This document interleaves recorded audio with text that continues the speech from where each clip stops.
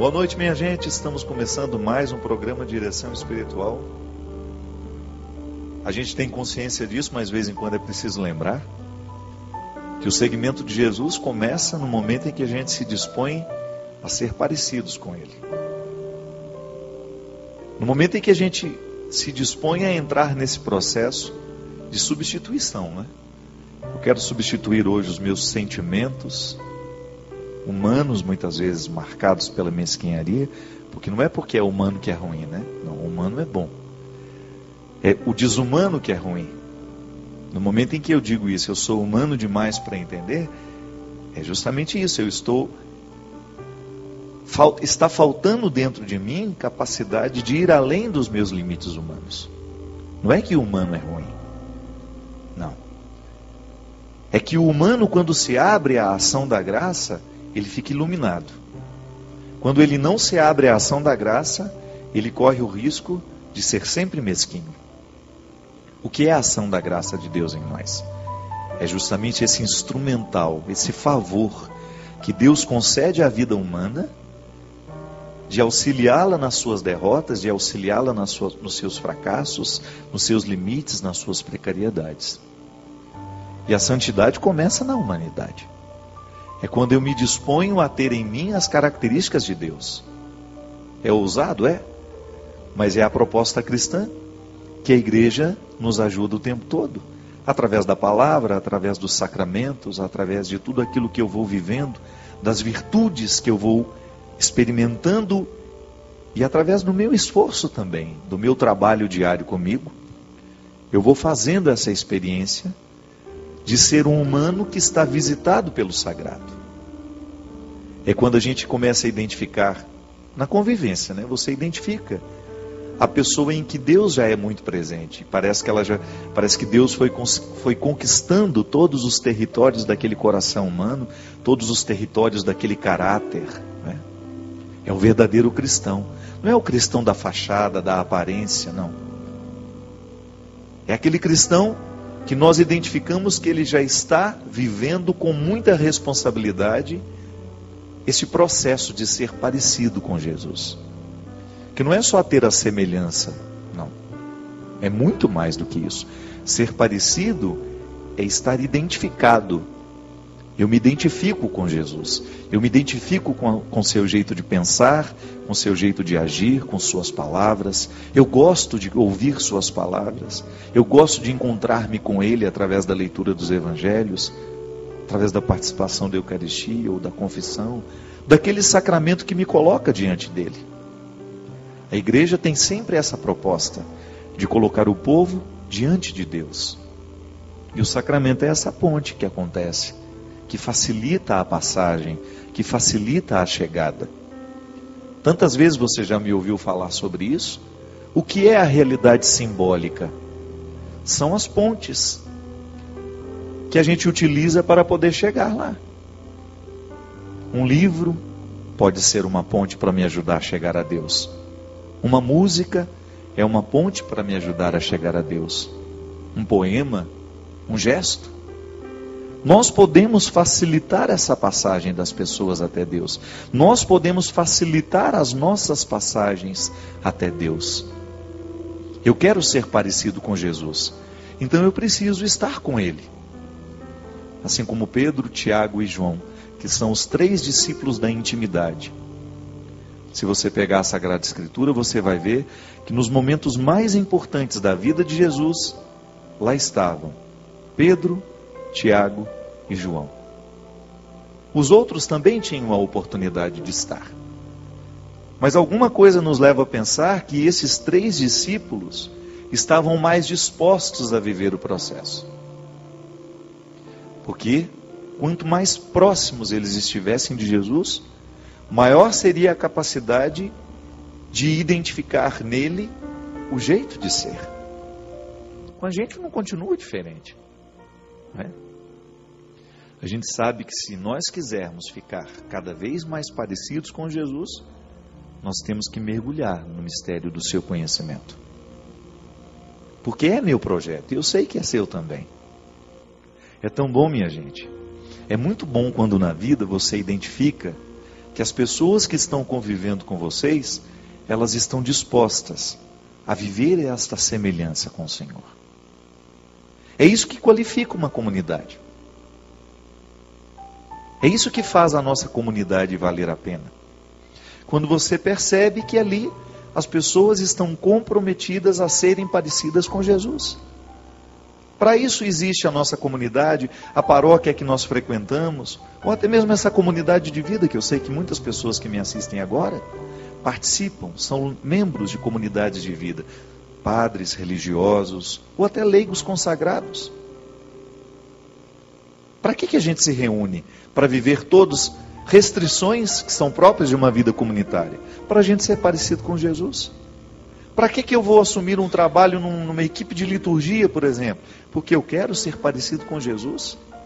O serviço que eu vou prestar ali é apenas uma desculpa que Deus está utilizando para me tornar parecido com Jesus. O trabalho aqui na Canção Nova. Quantas pessoas consagraram a sua vida aqui à comunidade Canção Nova? E qual é o grande objetivo? Fazer Jesus acontecer através dos meios de comunicação? Sim. O fundador, Monsenhor Jonas Abib, junto com a Luzia e o Eto, são humanos, são frágeis, erraram muito pelo caminho afora, mas essa obra está de pé. E o grande objetivo dela é fazer Jesus acontecer na vida das pessoas. Toda essa estrutura que você vê construída aqui não tem outro objetivo, senão fazer Jesus acontecer. Esse centro de evangelização imenso, onde nós estamos nos acampamentos, esses estúdios, essas câmeras aqui que estão filmando este programa agora, esse teclado do Christian, aqui, todos esses profissionais, mesmo que eles sejam remunerados para fazer o trabalho que eles fazem, eles sabem muito bem que segurando essa câmera aqui, imagina, vocês já pararam para pensar isso? Quantas pessoas são salvas porque vocês estão fazendo essa imagem chegar a muitos lugares do Brasil e do mundo? Né? Às vezes a gente não para pensar nisso, né? Que nós estamos trabalhando em conjunto. Eu estou aqui apresentando o programa, mas eu tenho uma equipe comigo, eu tenho um diretor lá, o Giba, tem a esposa dele aqui, comigo. Tenho a equipe técnica, todos nós aqui, empenhados em fazer esta palavra chegar a você. Mas sabe qual que é o nosso grande objetivo? É que antes dessa palavra chegar em você, ela possa repercutir em nós. A Canção Nova precisa anunciar a si mesma o tempo todo que ela precisa ser parecida com Jesus. Que as escolhas que nós fazemos aqui precisam nos tornar semelhantes ao Mestre, porque senão, minha gente, de nada vai valer o nosso trabalho aqui. Eu já disse essa frase uma vez, e ela é tão profunda, tão bonita, ela pode ser desdobrada em tantas outras palavras, que eu não me canso de dizê-la. Padre Deon, fundador da Congregação dos Padres do Sagrado Coração de Jesus, onde eu vivi boa parte da minha vida, como seminarista e como padre, nos dizia o seguinte: Deus não pode fazer absolutamente nada com as nossas obras se antes Ele não possuir o nosso coração. É uma verdade? O evangelho que eu anuncio é, antes de qualquer coisa, o remédio para a minha alma. A música que eu canto, que eu componho, o livro que eu escrevo, que está escrito por mim, é antes de qualquer coisa um remédio para a minha alma, porque ali eu estou me confrontando com a minha verdade pessoal. Eu preciso ser parecido com Jesus. Eu não posso admitir as dissemelhanças. Eu não posso admitir ficar acomodado diante das minhas dissemelhanças. Não posso. É compromisso meu. Por isso que todos os dias eu preciso me olhar, eu preciso me analisar, eu preciso ver a vida que eu estou vivendo. Ainda essa semana passada eu estava conversando com a Léo, lá da Talentos, que é o escritório que me acompanha há tantos anos. São 10 anos juntos praticamente. E nós estávamos fazendo nossa revisão de como nós trabalhamos esse ano. E eu fico tão feliz de ouvir isso da Léo, de ela valorizar o meu sacerdócio o tempo todo e nunca permitir que nenhuma outra situação entre no meio dessa história e que prevaleça. Por isso que eu estou lá. Porque nós precisamos o tempo todo permanecer com pessoas que estejam dispostas a parecer com Jesus, a viver as semelhanças com o Mestre.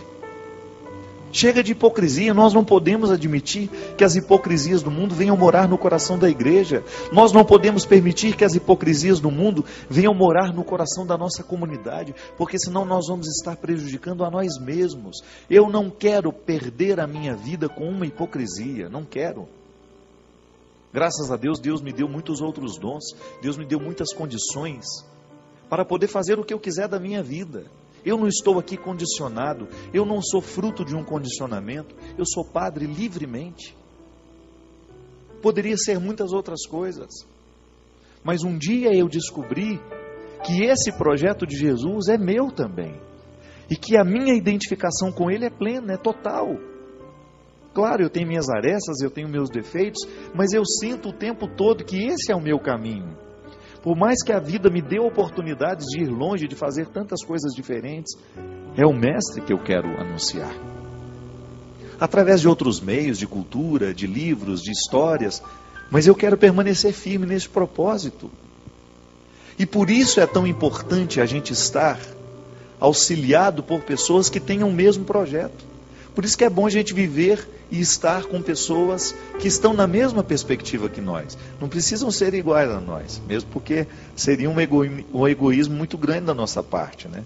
Eu não quero conviver com pessoas que pensem diferente, eu não quero conviver com pessoas que têm um temperamento diferente. Não, isso é bobagem. A convivência é possível mesmo quando nós somos diferentes, desde que o nosso objetivo seja o mesmo. Porque aí está lá o melancólico com o sanguíneo, com o temperamental, o chato, o bonzinho. Mas todo mundo está ali disposto a fazer as reestruturas do seu caráter, da sua personalidade, para poder facilitar a vida da comunidade. É assim que a gente cresce. É por isso que a igreja pode continuar no tempo tranquila de saber que ela é santa, mas ela é também pecadora. Desde que ela não se acomode na condição de pecadora, que ela tenha a humildade de olhar para os seus erros, para as suas mazelas, ser capaz de pedir perdão e ir adiante, assim como ela sempre fez durante tanto tempo. Padres, freiras, todos nós temos defeitos e muitos. O que a gente não pode é ficar acomodado no defeito que tem. E para isso serve a comunidade, os amigos, para nos ajudar a retirar essas distâncias que existem entre nós e Deus, porque a gente quer ser parecido, mas porque sou padre, a minha responsabilidade é ainda maior, o meu comprometimento é ainda mais radical, não é verdade? Por causa dos desdobramentos práticos da minha vida. Não é uma questão de alma. As imposições e as responsabilidades da alma cristã, ela está em todo lugar que existe um coração que se dispôs a ser cristão. Você vai ter missões diferentes, mas num ponto somos todos iguais. Todos nós queremos ser parecidos com Jesus.